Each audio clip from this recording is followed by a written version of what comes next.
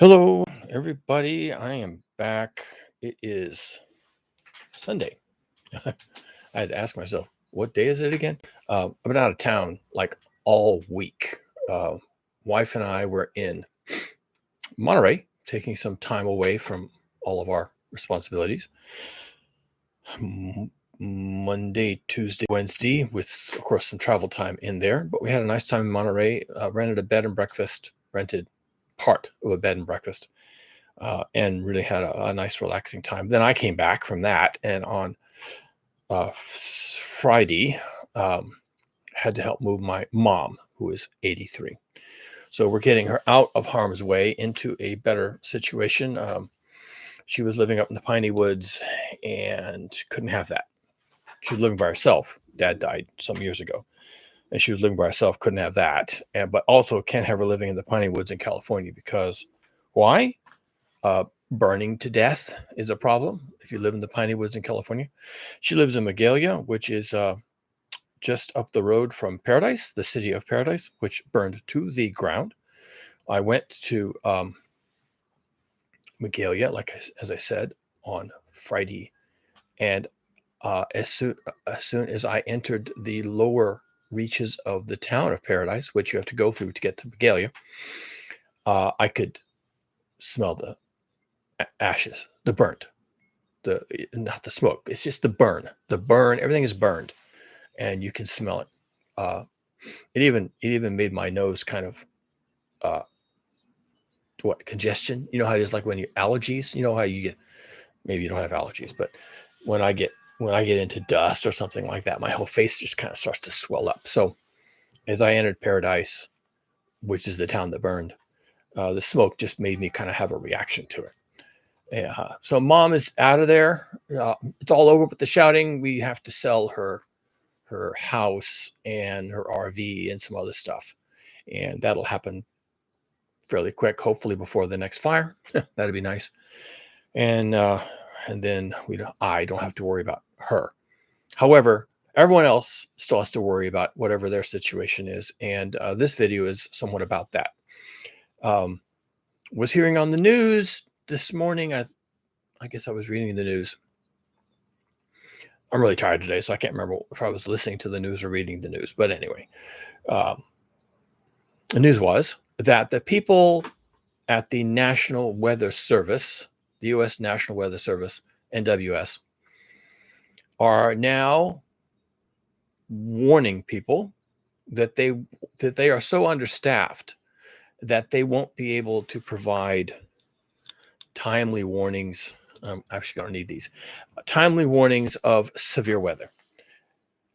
The National Weather Service is responsible for issuing, using forecast models and satellite data and stuff for issuing forecasts for anywhere in the U.S. that you want to forecast. You can just go to the website, type in your zip code or your city name, and you can get a forecast. So they do a lot of forecasting, but they also do a lot of severe weather. That's weather, so it still counts. Well, for some reason, and you can be uncertain on the reason if you want to be, and maybe we'll get the reason why they did this. But Elon Musk and Donald Trump, to save money or something, whatever the reason, they've cut funding and staff at the National Weather Service. And the National Weather Service is now saying, okay, we can't really do our job anymore. It's kind of a joke to think that these departments are run so corruptly and so poorly that they have like staff just sort of hanging around in the hallways, drinking margaritas or something. What do you think you're doing if you're firing people at the National Weather Service? Who are you firing? People that don't matter? Everybody there matters. And it's especially true when you go through and fire all of the top management, the people who hire, the people who train, the people who determine the budget, how we're going to spend our money, and what projects are we going to put people on. That's what the National Weather Service leadership does. They'll stand around the hall and eat donuts. Okay. They work for their money. So how are you going to cut fat at the National Weather Service? You want to cut fat, go to Congress. All those people are fat. All of those people are stupid. Get rid of them. All right. Start over. We need to start over with Congress to start with. And while you're at it, get rid of that fat fuck Donald Trump and that other fat fuck Elon Musk. Okay. Let's just start with the actual fat, the adipose tissue, the lard is, shall we? Let's start with the actual lard. My wife is laughing. She likes when I get a bit angry. Let's start with the actual lard, shall we? So, but they're cutting the National Weather Service. And I was saying in 2 prior videos, I'm not bragging here. This is actually predictable.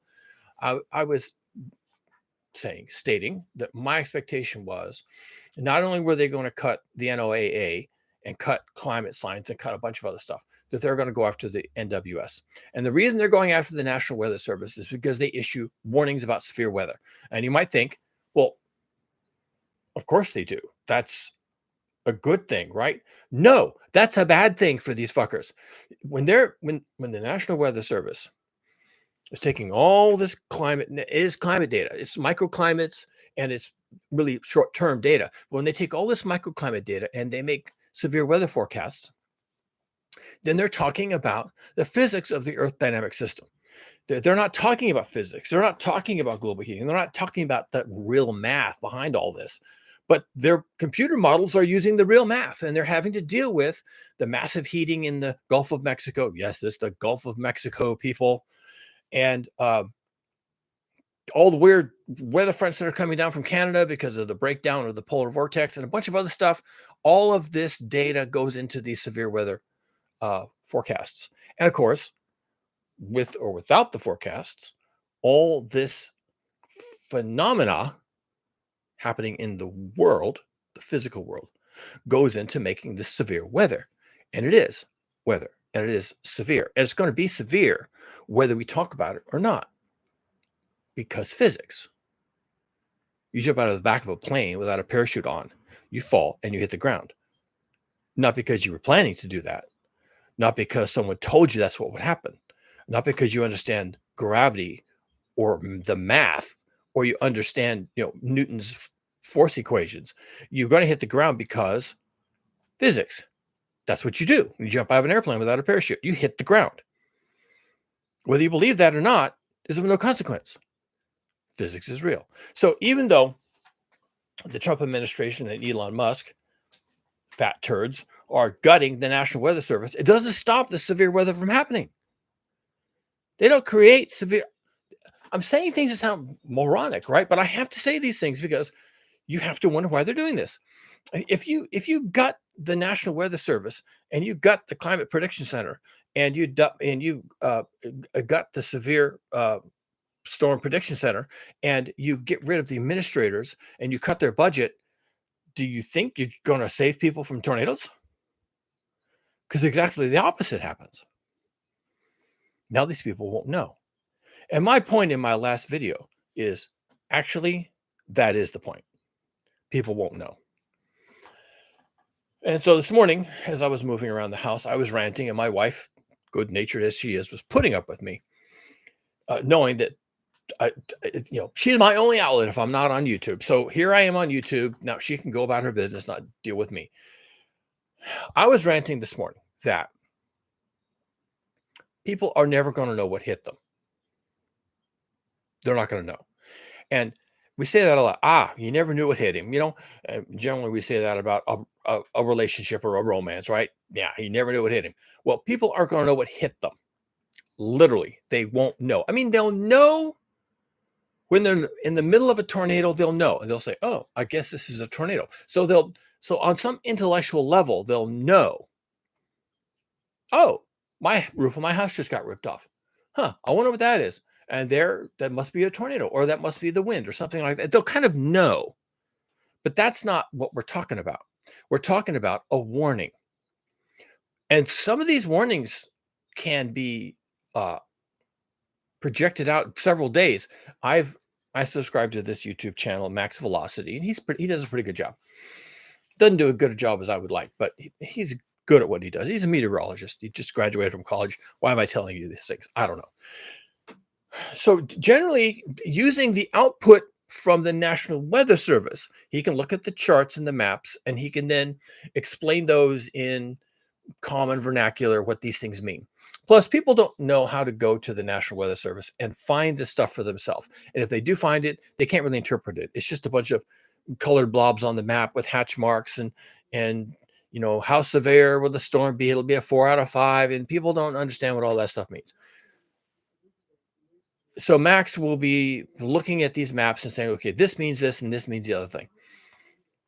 And on Friday, it's going to look like that. And on Saturday, it's going to look like this. And then Saturday, Sunday, it will calm down. But then on Monday, it comes back. So he interprets this for people like a weatherman, like a meteorologist does on your evening news, right? A meteorologist. And so it's a service he provides. He's a weatherman, so he can do this.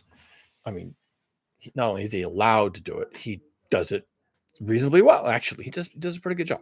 So he talks about the weather, and in his forecasting, like your meteorologist will do, he talks about where the tornadoes are going to be, where the hail is going to be, where the severe weather will be, and tries to make all that real for people.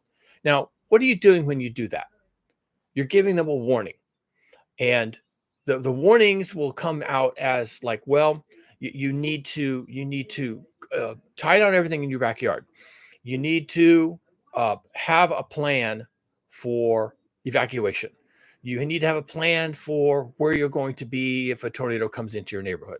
And he goes a little further than the average weatherman, who will simply say quite happily, it's going to hail, it's going to rain, and that's it, back to sports. Okay.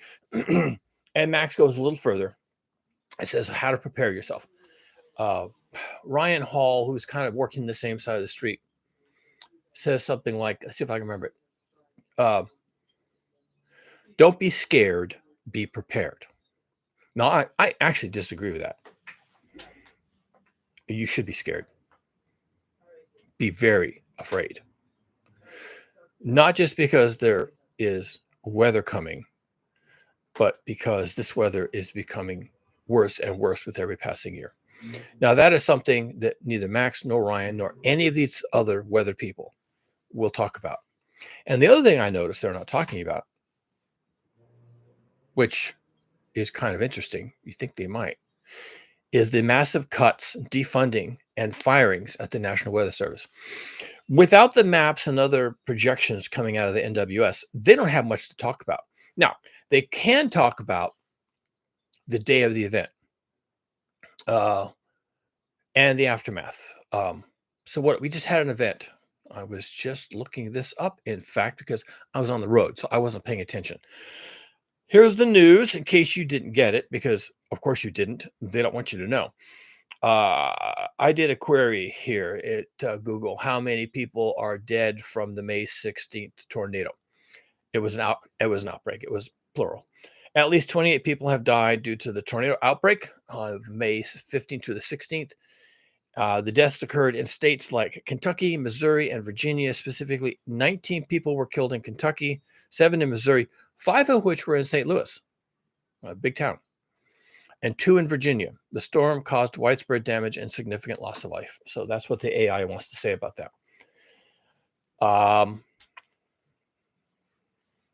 What? 200 million in damages?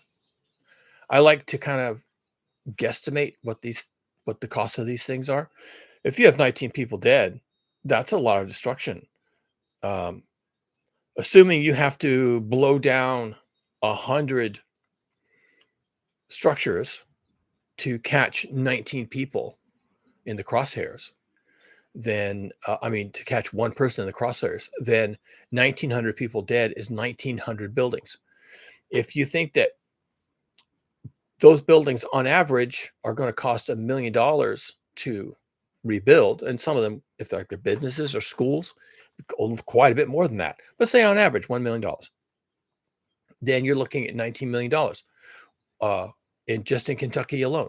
So and that's just from the damage to the homes, because we know there's 19 people dead in Kentucky, and I'm saying that's 1,900 homes, and therefore $19 million. There's also infrastructure. the lines get blown down, the trees fall down on the power poles and all this. It bends everything over, breaks everything over. Lots of cars are destroyed in people's driveways, but also even on the freeways and the highways. If a tornado crosses a roadway, it can destroy a dozen cars, and this happens fairly often. So there's a lot of damage, and this is probably a $200 million event between the 15th and the 16th. Now, you would think that the National Weather Service would actually get a lot of funding to do these predictions, to try and get people out of harm's way. You think that the government, especially in an era of increasing global heating and increasing severe weather, which is a notable change in how things are done here on planet Earth, you would think that the government would just sort of, even if they don't talk about global heating because it's politically charged. I mean, why would it be? It's physics. Jumping out of an airplane without a parachute is not politically charged. It's stupid, okay? Because physics is a thing. You're a retard, and now you're going to be a dead retard because you're retarded. You jumped out of a plane without a parachute. So, global heating is physics. And if you don't want to hear about it, then you're a retard. And possibly, if things get bad and you just don't believe it, and you jump out of the plane into global heating, you could die from that. And then you're a dead retard. So why would the government be cutting all this funding? And why would they do that? They should be adding funding. They should be adding staff.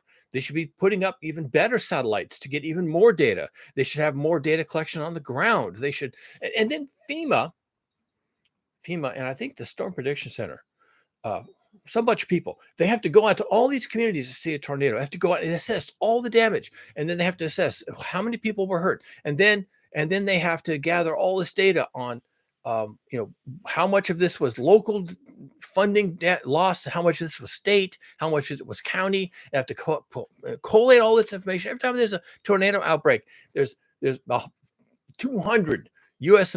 government employees out in the field for weeks on end, right? Trying to assess what happened and how can we get funding in the right hands to get these people made whole and all that stuff. So we're not doing that because we also are defunding FEMA, the Federal Emergency Management Agency. Sarah Huckabee from Kentucky called President Trump and said, red state, voted for Trump. They all wear red MAGA hats, the whole thing. Sarah Huckabee, governor of Kentucky. No, Kentucky. Yeah, maybe her dad was out. No, I don't think he was Alabama. Her dad was also governor, so she's a Nepo baby. But governor of Kentucky gets on the phone to Donald Trump. We've had a big disaster here, Mr. President, and I know your friends, me and my family, and I'm a Nepo baby, so we're declaring a national emergency, and we want some FEMA money down here. Help us Kentuckyites, whoever they are. And he said, nah, forget it. Pound sand. And I don't know how she reacted to that. I can't imagine she was expecting him to say no, because red state, right? Elected Donald Trump. Well, he said no. You don't get any FEMA money. Yeah, fuck you. Yeah, whatever. Die quickly. Because I think that's kind of what's going on here. Please note that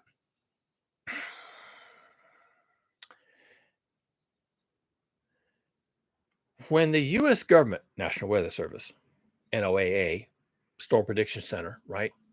Severe weather people, when they issue warnings that there's a terrible storm coming, then there's this kind of perception that they kind of own it.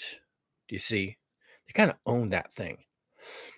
They're saying when they issue a weather alert and when they put out emergency management alerts, and they tell the sheriff and they tell the mayors and they tell the governor, you got this thing coming, you got to get yourself geared up for it.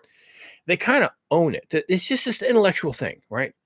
They predicted it, so they own it. And the reason why I say that is because after they issue a warning and then it happens, then Sarah Huckabee can get on the phone and say, you were right, it happened, help us out.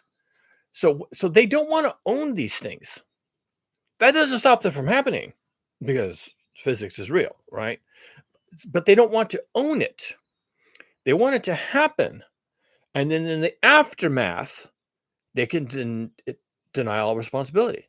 Not not that they were ever responsible in the sense that, maybe you ran over someone's dog and you're responsible for that. Okay. But if they predict it and it happens, then there's this perception that they own it. That's why Sarah Huckabee can get on the phone with some confidence that when she calls the president, well, sir, it happened just the way you said. Of course, Donald Trump doesn't know jack, but sir, it happened just the way it was predicted. And so here we are. We're broken off at the base, and we really need funding. And what he would rather say is, I haven't heard anything about that. Don't know anything about that. We never predicted anything. It's a state's problem. You guys clean up your shit. Okay. That's what he would rather say. And that's what he did say. So now we just had this big event on the 15th and the 16th. Normally, when you have 19 people dead in your state, you call up the president, declare a national emergency, or not a national emergency, a state emergency, and some of that funding starts to show up. Well, did they bother? Did they even try? I don't even know. And so the key to this is what's happening at the National Weather Service. They are being defunded. They are being destaffed. They are going, by necessity, they will now have to focus their limited resources on just weather. Some of which, by the way, is automated. When you type in your zip code and you get a weather forecast from the National Weather Service for your area, it's not like someone quickly got down on a keyboard and said, what zip code? Okay, here we go. There's not a human that does that. That's all done by the computers. So you just need a handful of technical people to kind of keep the computers running. That's going to be the perception. This storm prediction stuff requires humans who have some experience with what are the conditions that are required for these things to go sideways. Max is one of those people. He has enough experience now after 4 years of doing live streaming of severe weather. He can now look at the maps and say, okay, this is going to be a shit show. And he can tell you that on his daily weather forecast, because he has to do this every day now. And when he's live streaming some tornado outbreak, he can tell you, oh yeah, you see this hook echo? You see this debris ball? You see what's going on here? You see this hail core?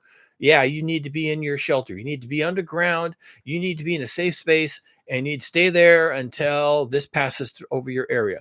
And so he can do that because he has the maps, and he's got the radar echoes, and he's got all the other data. There's a lot of data that goes into these things. And he's sitting there at his multi-monitor station. He's collating all this stuff, and he's got his live video going, and he's telling you what's going on. Well, I would have to say the U.S. government can sense a problem with this. There is a problem with that, which is that the U.S. government owns these events, and they don't want to. They don't want anyone coming to them later and say, wow, we just had a big event.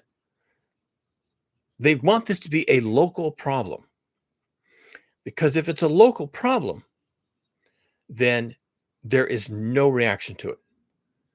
The states, California does, but most states do not have their equivalent of the federal emergency management agency. California does, because we're the world's fourth largest economy. We have money for that. But other states don't. Kentucky probably doesn't, even though Kentucky gets these tornado outbreaks all the time. Well, they're just used to going to the federal government and saying, we're declaring a state emergency, come with money, bring lawyers, guns, and money.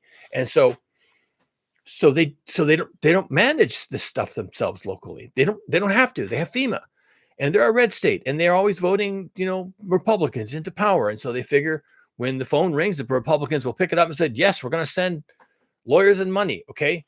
And that's not going to happen anymore. It's just not going to happen.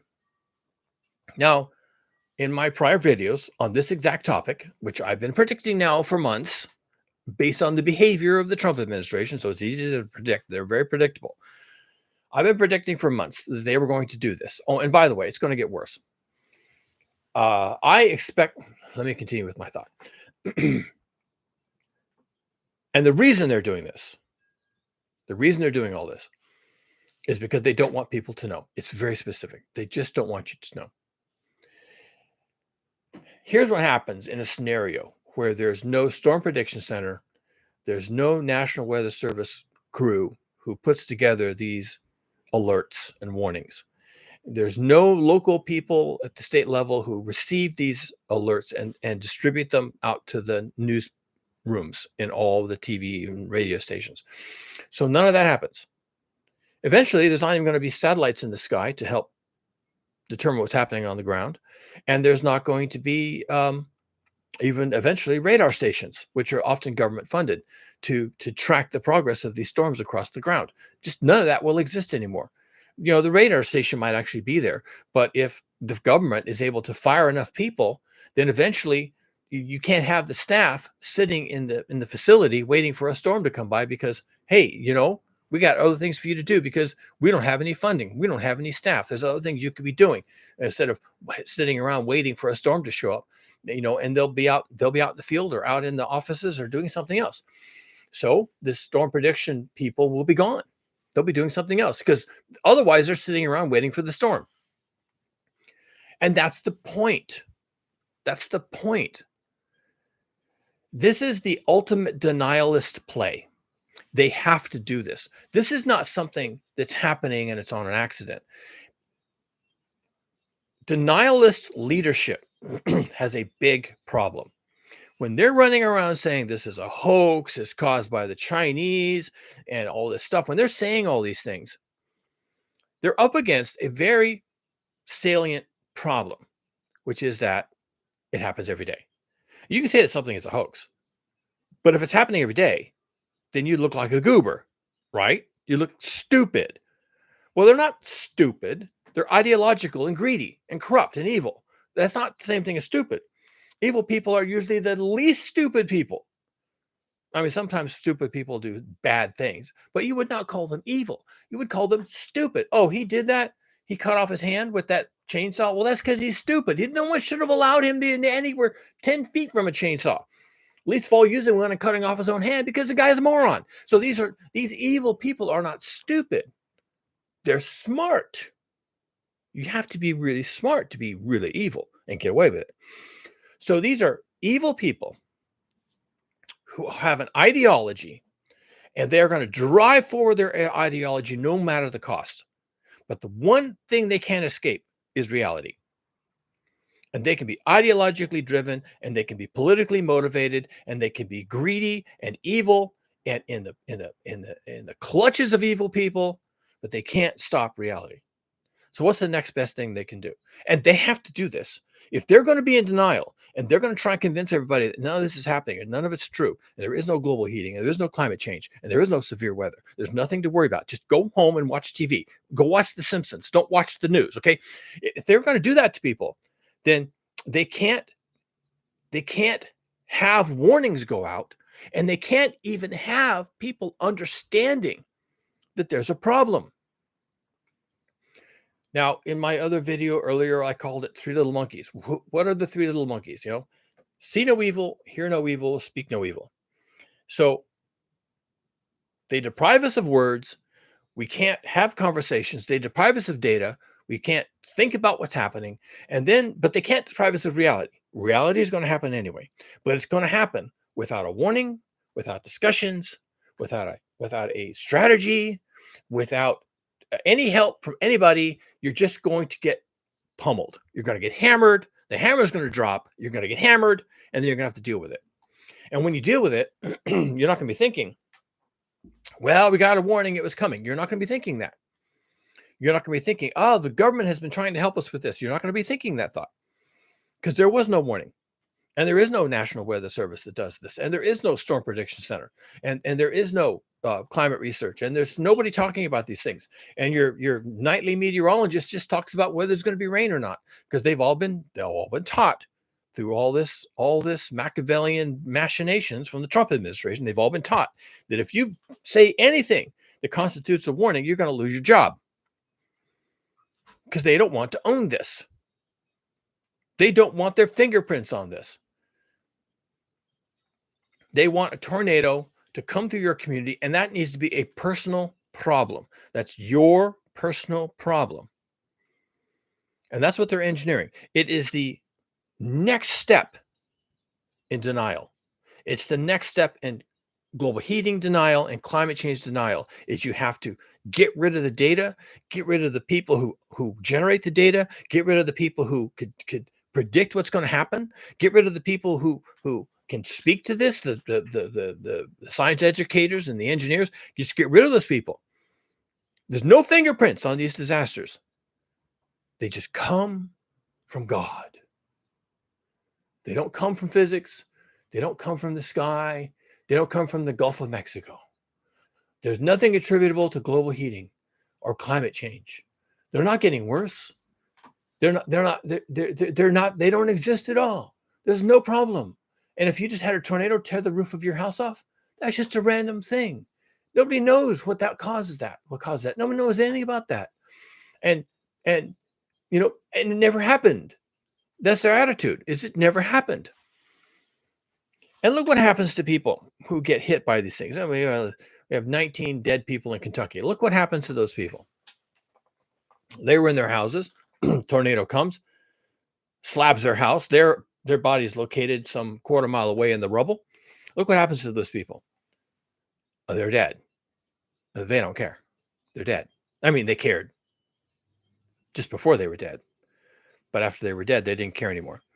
Also, their families don't care. The survivors, they don't care because their lives have been destroyed. They got a dead body, and they have to raise money to have a funeral, and then they have to rebuild. And right now, they're living in a tent or a hotel someplace, and their lives are complete. They don't care.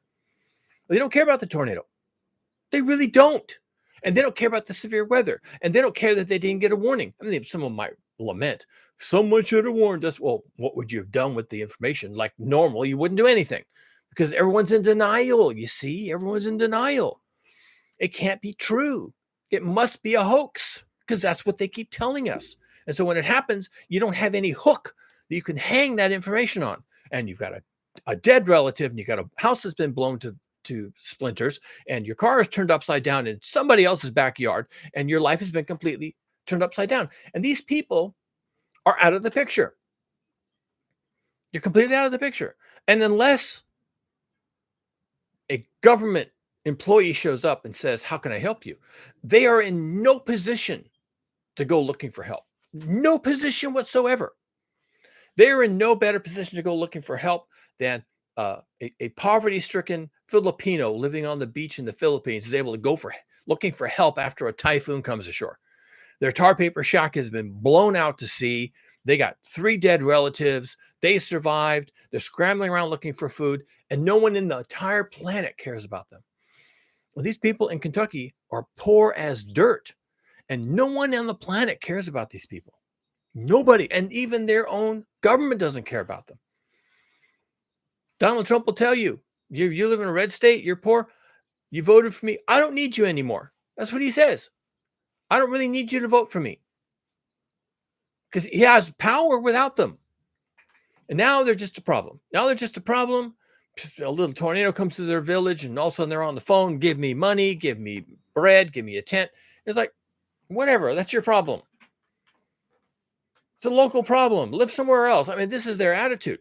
The key is, not that they don't want to help these people, because maybe they could get more votes if they did, or they could preserve the governor of Kentucky, right?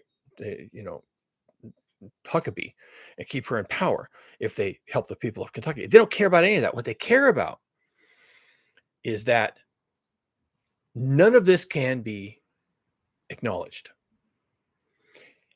Even if you should, even if you might want to, you can't acknowledge that these things are happening. Because if you do, you're going to have to acknowledge that global heating is not a hoax, that the climate change is not a hoax, that the things that are happening to these people are driven by weather, which is driven by physics, which is driven by the greenhouse effect. And so if you acknowledge these disasters, then you not only own the disaster, your fingerprints are on it. And people can call you on the phone and say, well, it happened just the way you said. They don't want their fingerprints on it. But in particular, they don't want their fingerprints on global heating and climate change. There you go. And if these people's lives are destroyed, but they can't do anything about it, they can't say anything, they can't contact anybody, then it never happened. It's as simple as that. And the national news won't pick it up. It just didn't happen. And if you can't get on the national news or Facebook or Twitter or TikTok or whatever, then you didn't happen. That's how we are right now. We've got to the point where if you're not on TikTok and Twitter, then you didn't happen. And we have enough right-wing ideologues running the media and running the social media that now they can simply memory hole these things. They didn't happen. But that means there can't be a warning. You see what happens now? You're working backwards from we don't want these things ever to have happened. They did, right? Jumping out of a plane without a parachute, you did that and you hit the ground and you died. Okay, that's physics. But we don't want to talk about it. If we don't talk about it, then it never happened. And if it never happened, then we don't have to explain how it happened. And if we don't have to explain that, then we don't have to explain why these are getting worse and more common, more prevalent, and bigger and more consequential. And if we don't have to explain that, then we don't have our fingerprints on global heating. They don't want their fingerprints on global heating. The reason they can't tackle this is because, one, they needed to do so 70 years ago, maybe even 100 years ago. Now it's too late. And people will tell you, oh, there's still time. There's still hope. No, there ain't. It's over. We're done. It's going to get worse. It'll never get better. And it's already pretty bad right now. So there you go. We should have done it 70 years ago, probably 100 years ago. We didn't. Here we are. So they can't acknowledge this now. Again, they'll be held responsible for it. Why? If you knew this was happening 70 years ago, why didn't you do something about it? Well, there's things I could have done. And I even had recommendations from scientists about the things that we should do. Because physics, we understand the physics, so we know how to deal with the physics. So there's the things we should have done, but they were too costly, too ideologically impure. The capitalists didn't like it. The Chamber of Commerce didn't like it. The unions didn't like it. We had some other people who came on board, so we did nothing. Turns out that was the easiest thing to do. 70 years later, too bad. You're right. We didn't do anything. But they don't want that conversation. They don't want their fingerprints on any part of this, including the part where they did nothing. And they'll tell you eventually, they're going to have to. They're going to have to tell you eventually. They're going to have to tell the American people eventually, we never knew. They're going to have to tell the American people, climate science was never settled. It never happened. It was just some theories by a bunch of people who like to talk too much. And they never presented a compelling story. And the world was never behind this. Everybody was doing their own thing.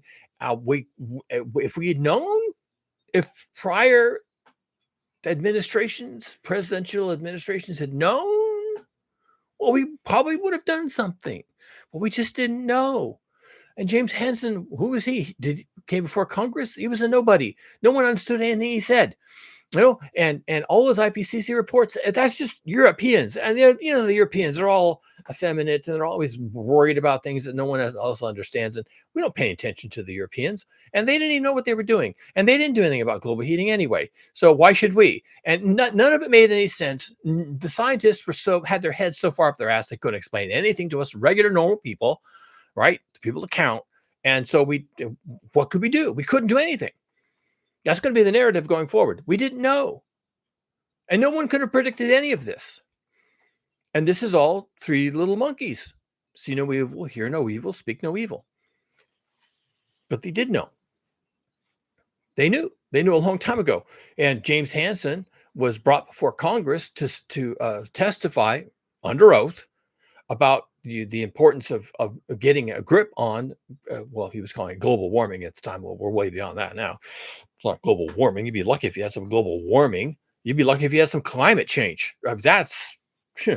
That's so 50 years ago now. No, you've got global heating, okay? And, yes, he did. He talked about it. And that's the reality. But they're going to memory hole that. They're going to memory hole his name. They're going to memory hole all those IPCC reports. And they're just going to claim, wish somebody would have said something. Meanwhile, they're gutting and defunding the National Weather Service. They're gutting and defunding the NOAA. If they're worried right now that they haven't had enough warning, Shouldn't they be funding those? No. The problem is not that they don't know. The problem is they don't want their fingerprints on this. And they definitely don't want their fingerprints on denial. No one denied anything. We never said it was a hoax.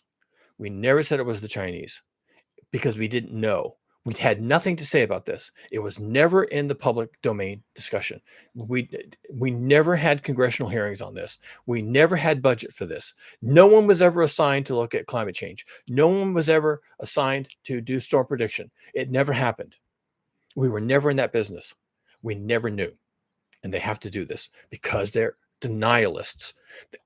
Denialism is not flat earthism. People believe in the flat earth because they're stupid, and people deny that the earth is a globe because they're dumb. Okay. These people who are in climate change and global heating denial are not dumb and stupid. They're evil. They're evil. They are the most evil humans walking the earth. All of them. They're in denial because it pays, and they're evil motherfuckers. Stated plainly. Here's what they're hoping. And I know this is projection and conspiracies and tinfoil hattery, and it isn't, okay? This is what they're going to do because this is what they have to do. This is their playbook. I can read their playbook, and this is what they have to do. They are going to defund everything that points at any data or any discussion or any warnings about global heating. They are going to intimidate the universities to getting rid of entire departments by defunding them, getting rid of entire departments of meteorology, entire departments of climate science. They're just going to intimidate the university until they just get rid of it all. There's not going to be anybody with a professorship or anything else. You can still be a doctor of whatever, climate science, but no one, you're not going to have a job. You're not going to have data. You can publish books all you want to. You're a nobody. You're just another nobody, nothing, overeducated geek with a title. Okay, you're a doctor of something. Well, la-di-da. They don't have to pay any attention to you because you have no platform and you have no publication record. And they just blow it all away. They just burn it all up. And then when the tornadoes come through town and kill 19 people in Kentucky, no one knows what that was about. And they'll never go to the government and say, well, this is what denial gets us. They're never going to do that because there's no record of denial. They have to do this. This is their playbook. They decided they're going to deny this in the absolute extreme. And because that's their playbook, they now have to take the next step because physics is real. And when you jump out of an airplane without a parachute, someone's going to have to explain that shit. Why did they do that? Who convinced them that that was a smart move? They're going to have to explain denial. And they don't want to. They don't want anything to happen that could be traced back to 70 or 100 years of denial. And these people are going to die. And we know that this outbreak was 28 dead. Sometime in the future, you won't know that. You won't know that. And if you're living in California or Maine or Vermont or New Mexico, and there's a tornado that goes through Kentucky and kills 19 people, and other states, and the whole outbreak kills 28 people and destroys $200 million worth of property damage and kills all these people, and all these communities are destroyed. But if you're living outside of those communities, you won't know. Therefore, you won't get exercised. You won't get scared. It doesn't happen to you. You'll never know. And that's exactly where they need you. The denial. They're trying to keep this game going forward at all costs, including the cost in denying that it ever happened. And that's an easy cost for them to pay. They just have to defund the NOAA. They just have to fire a bunch of people at the National Weather Service. They have to intimidate the meteorologists, and they have to intimidate the mainstream media to never report these things. And they won't. And the rest of the world, once that has been accomplished, which is easy to do, by the way, they're already on their way to doing that. No one's stopping them. They will absolutely succeed in this. Once they've succeeded in that, and nobody simply knows, nobody knows, then they can sit back and make money. because that's what everybody wants to do. They don't want people demanding change. Change is going to cost them. They don't want people demanding political action because that's going to cost the politicians their jobs.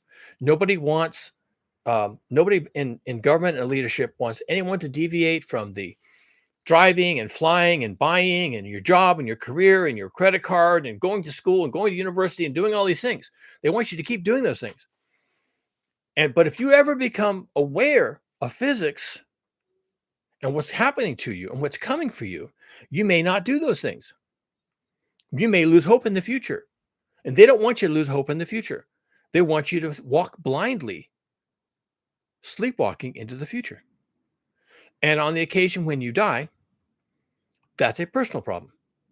On the occasion when your house is destroyed, that's a personal calamity. On the occasion when your whole community is destroyed, that's a local problem.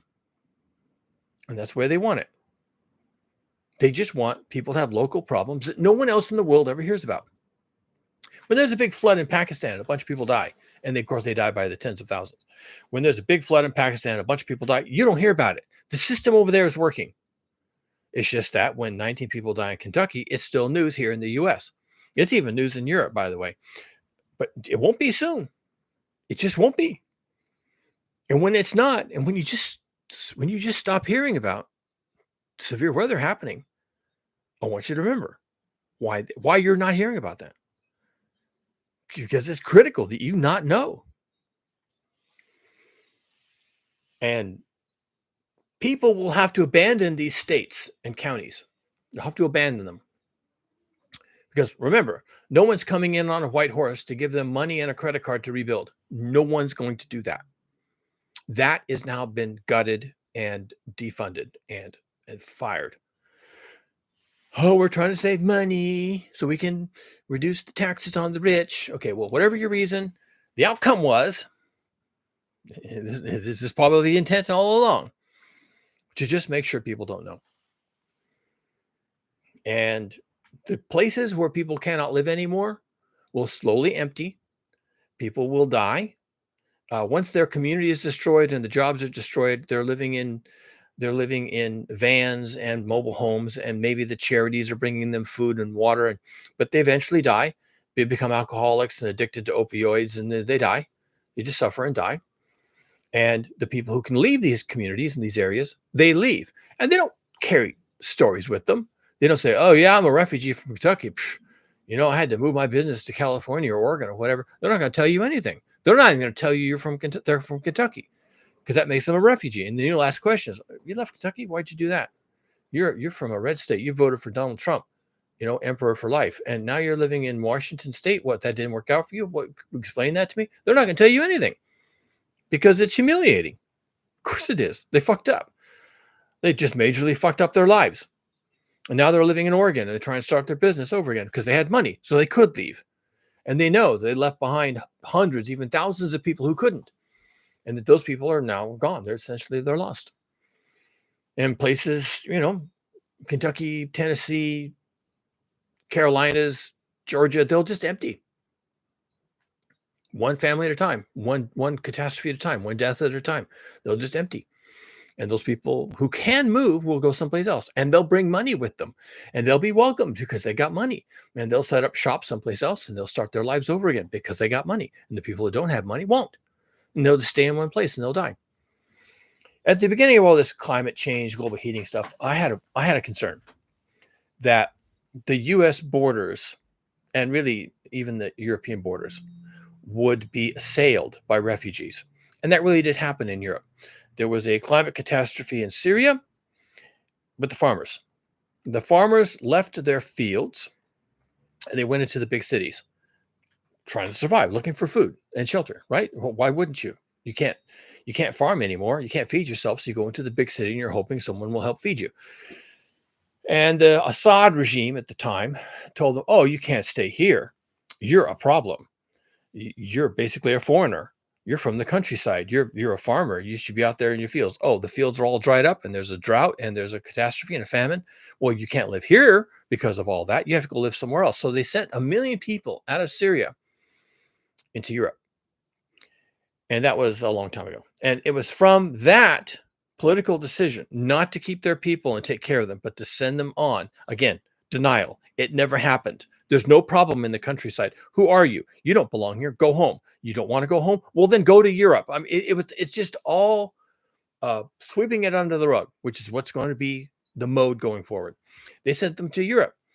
And the Europeans, to their credit, were like, okay, fine, we'll take you in. We're compassionate. We have empathy, unlike the Assad regime.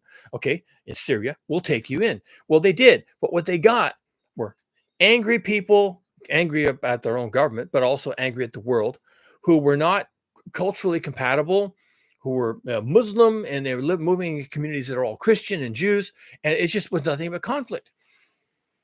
And even if most of them were grateful, the few that are not become newsworthy, right? And then there were videos floating around in Europe of brown skinned, black haired people, killing others and pushing people downstairs and assaulting old women and all this kind of stuff.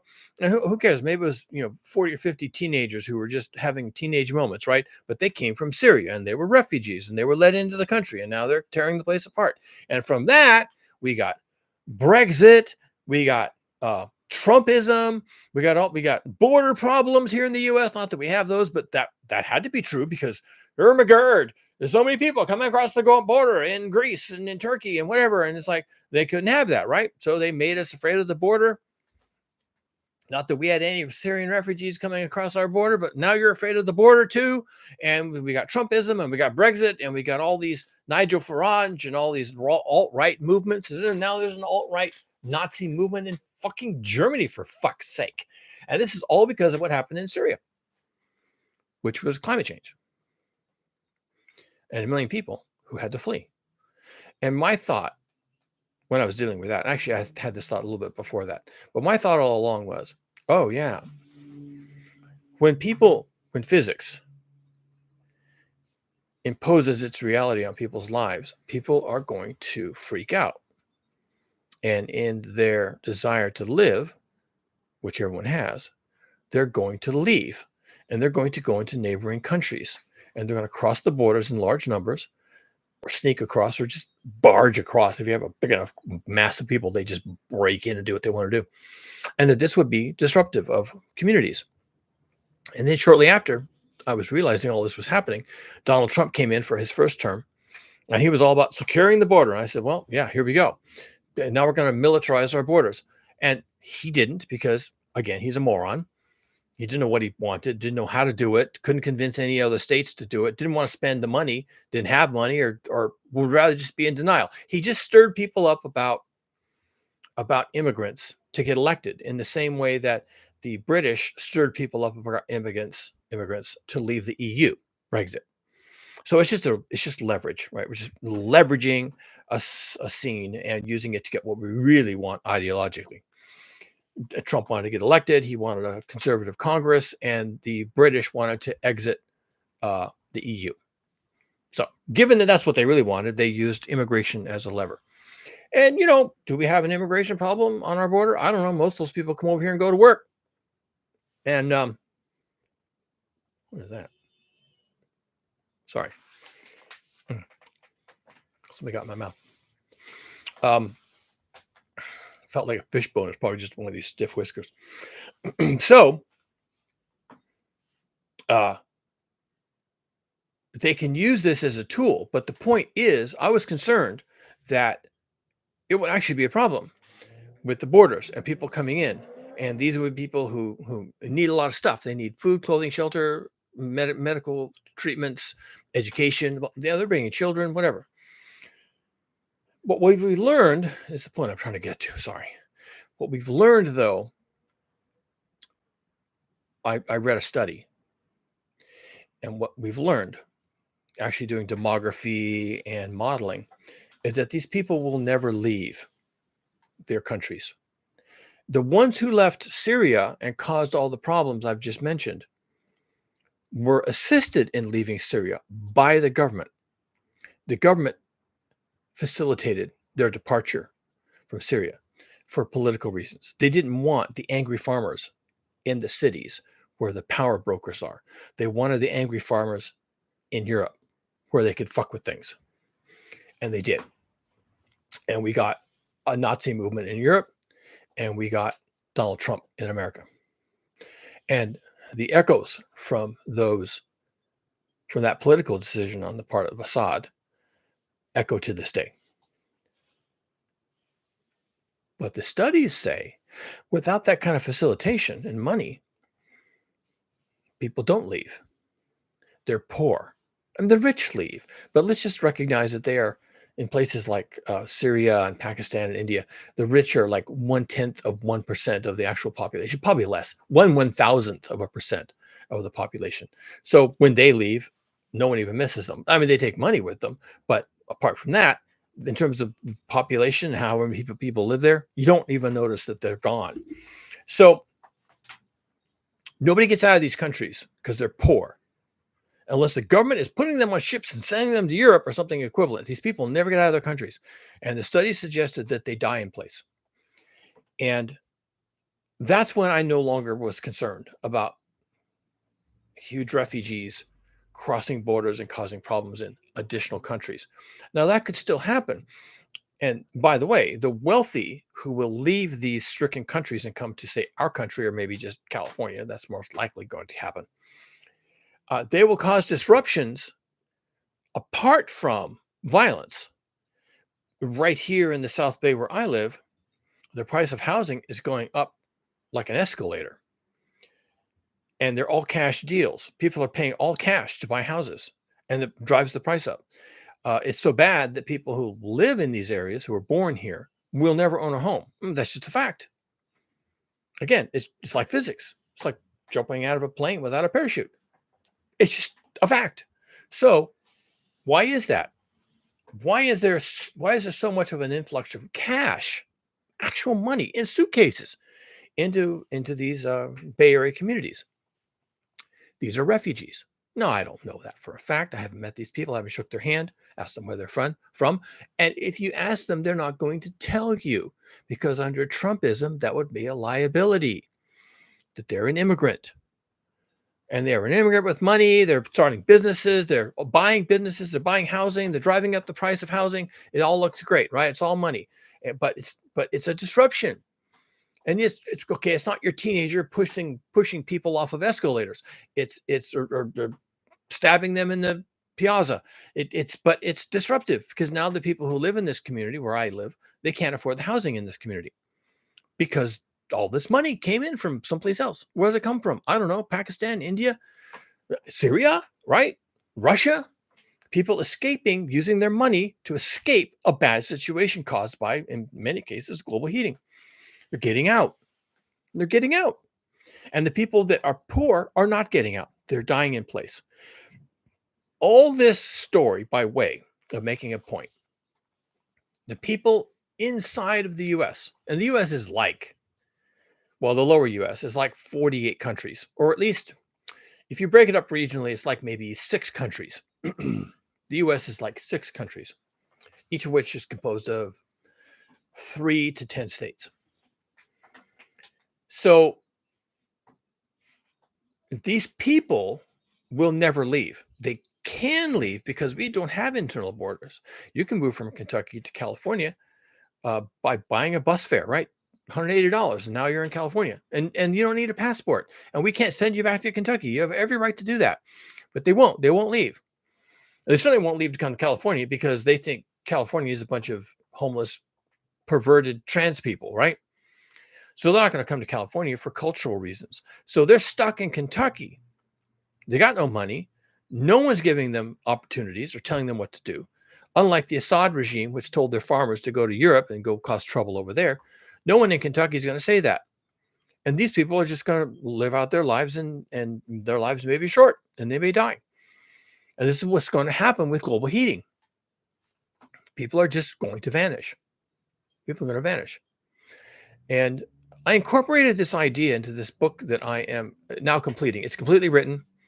I'm doing the last read through, just doing continuity, basically.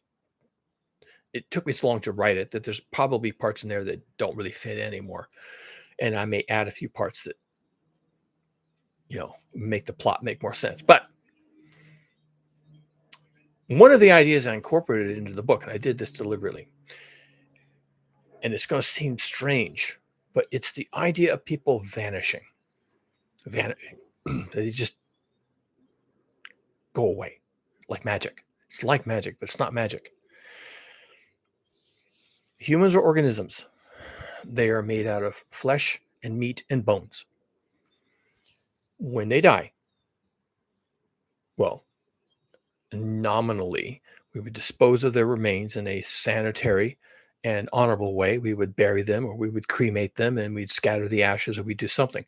But in the case of refugees or societal breakdown, or a breakdown in law of order, or breakdown in community expectations, or all the things that'll break down when you've lost your reason to live, okay? Bodies are just simply abandoned.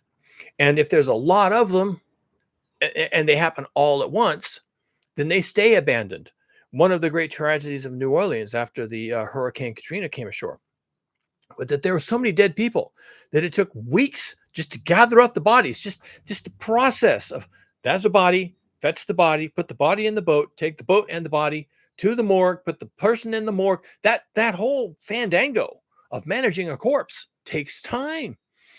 And if you have one corpse, well, then it takes 2 hours. It's not a big deal. But if you've got 12,000 corpses, well, that's going to take a lot of time. And how many people can you put out there doing that job, going house to house and finding the bodies and bringing them out, identifying them as best you can, and making records and keeping notes and putting them in the boat, taking the boat to the morgue and putting them in the morgue and having the forensic pathologist look at the body and how did they die and how old were they when they died and what do we have for medical records and what do we have for fingerprints and all this other stuff. It just takes forever. And in the case of a crisis, it simply doesn't happen or happens very slowly. And when global heating starts to bite really hard, which it is beginning to do now, you're going to have a situation develop where the mortality events are going to be so big and the refugee crises are going to be so monumental that they simply let it go. And in the case of the story I've written, I guess these are spoilers, but who cares? You're not going to read the book. I'm going to read it on here, by the way, and I keep thinking about when I'm going to start doing that. I've read through and edited half of it, so I could actually start reading the earlier chapters. If things get bad enough or they happen quick enough, then the bodies simply remain wherever they fell. One or a group or a family or a massacre or whatever happened, right? And then the animals in the area, is this grossing you out?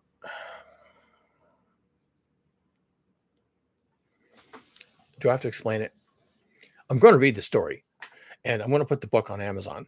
And so people are going to have to deal with this. Okay. You're just going to have to deal with this. Do I really have to? In the story, I don't describe it. I don't care in the story. It's just people vanished. 900,000 people used to live in a city. 250,000 people lived in a city. Now 100 people live in that city. 400 or 500 people. Where did the people go? Did they go somewhere else? Is there a city that just got bigger? Are there suddenly more cities than we had before where all these people went and started new cities? Well, I don't think so. All the cities got smaller. That sounds like an issue. People vanish. People just vanish. All the stuff to the bones. And even the bones vanish. The rats will eat the bones right down to nothing. So given a little long enough time, of course, the dog packs are doing the same thing. And given enough time, there's simply no evidence. Not that anyone would be out looking for evidence. Why would they do that? They're survivors. They're not going to go looking for evidence that they're lucky and that they survived and no one else did, or almost nobody else did. They're not going to do that. They're just going to say, well, some people didn't make it. And that's it. That's the whole crux of this conversation. No one talks about it. So if we do nothing about global heating, and we don't even acknowledge that it's real, and we don't acknowledge the disasters, and then we don't help the people, then the people don't spread the story. Because the rich aren't going to do that. The rich aren't going to say, "Oh, I'm a refugee from Kentucky. Let me tell you what happened in Kentucky." They're not going to do that, because then you're going to say, "Well, what are you doing here?" So they're going to hide the whole thing. And the dead, of course, who got left behind in Kentucky, and the dead are nearly so, they tell no tales. You'll never know. We'll go through this entire shit show. We'll go through the next 20 years of global heating, and the population of the planet Earth for humans will collapse from 8,000 million, which is 8 billion, said differently, from 8,000 million to 80 million. And that's a 99% drop.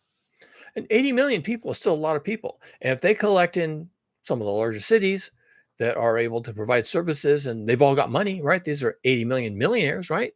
And they buy the houses, and they buy the land, and they buy the businesses, and they start setting up industries, and they set up food production, and they take care of themselves, and they take care of each other. Then they actually won't know there was a problem. They left a space, they came to a new space, they did well, money talks, and there's no problem for them. They're the survivors, and they simply have no problems because of money. And the people who didn't have money, they had a problem, but it was a personal problem. And they took that personal problem with them personally to their personal grave, or equivalent. And we can go through 20 years of this. Everyone in denial. It starts with Donald Trump and Elon Musk, but everybody else on the planet, all the other leadership, everybody, France, Germany, Great Britain, Italy, everybody, China, Indonesia, Australia, all of them adopt exactly the same approach. It never happened. And they make sure they're taken care of. And they make sure there's a place where the wealthy can go. There'll be one city in Australia. There'll be maybe one city in New Zealand, probably not. There will be one city in China, one city in Japan, where their local elites will congregate, build the equivalent of walls, whatever that is. Could be just military presence, but it could be walls. And then they just make sure they're okay. And they never talk about this. Never happened. It's not in the news. It's not in Wikipedia. It never happened. It's not on TikTok. It's not on YouTube. Never happened. Okay. And they live their best life. And if you go out into the countryside, maybe you find piles of bones here and there, but unless you're a human anatomist like me, you can't even identify them as human. Oh yeah, there's some dead things out here. Well, scattered bones, unless you can identify those remains as humans, then you don't know that anyone died there. It never happened. And that's the goal of all this. Denial, destroy the evidence, more denial, take care of yourself, use your money to do that. Deny everything. I never lived in Kentucky. I never lived in Bangladesh. I never lived in Syria. Deny everything. Use your money for leverage. Build a perfect little utopia for yourself. Have your robotics and your AI and your slaves and everything else, right? Return to slavery. Have it all figured out. It never happened. And you'll never talk about it. You'll never feel guilty that you did nothing. You survived. And the survivors never complain about surviving. The 80 million people who will populate all of these supposed communities in all these different continents, they'll never complain that they survived. They'll never tell the story that they survived and how they did that, and who they had to throw under the bus, and who they had to escape with, and how they put through those people off the boat, and all this kind of stuff. They'll never complain about any of that because they survived. And the only story they'll ever tell about it is, well, we were special. And special people do special things, like survive. And now we have global heating, and now we have hothouse Earth. But hey, we have money and technology. We have robots, and we have AI, and we have slaves, and all of this is working for us. And global heating is not going to be a big deal. Oh, and by the way, Elon took a bunch of his buddies to Mars. So that, and it never happened. And that process of ultimate deniability, of ultimate lack of responsibility, that process is starting now. And it starts with getting rid of anybody with any evidence that there's a problem. You get rid of the scientists. You get rid of the National Weather Service. You get rid of the Climate Prediction Center. You get rid of the Storm Prediction Center. You get rid of the NOAA. You bring down all the satellites that are up in space looking back at the Earth. You get rid of the IPCC. You get rid of the COPs. You get rid of the treaties. You get rid of all discussions, all meetings, all reality. Take down the publications, burn the books, shut down the universities, get rid of all the biology departments and all the climate departments, even get rid of everything, shut it all down. All they can talk about is religion and politics. And as used to be the case, by the way. And then you've got complete control of the information space. And you simply deny everything. You deny everything. It's like Atlantis. Well, Atlantis is a myth. All of this will be an Atlantean myth. It never happened. There was no global heating. There was no 8,000 million people. What drugs are you taking? Okay. There was only ever 80 million people. They only ever lived in these places. And we have nothing to fear from the earth. And we didn't do anything. And look, we have fossil fuels, we have nuclear power, we have all the technology we need, we have AI, we have slaves. It's always been this way. And there's history books on the shelves, whole shelves full of history books about how great our civilization is. And it was never 8,000 million people. And there was never a fossil fuel crisis. And there was never an existential crisis involving global heating. It never happened. That's the goal. That they're working on that now. They're not dumb. They don't believe their own propaganda. They're evil. They're evil.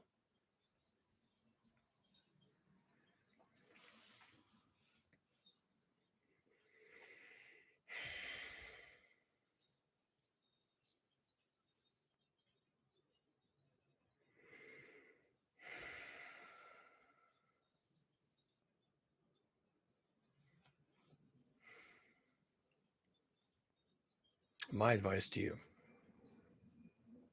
don't die. Don't let them win. Remember,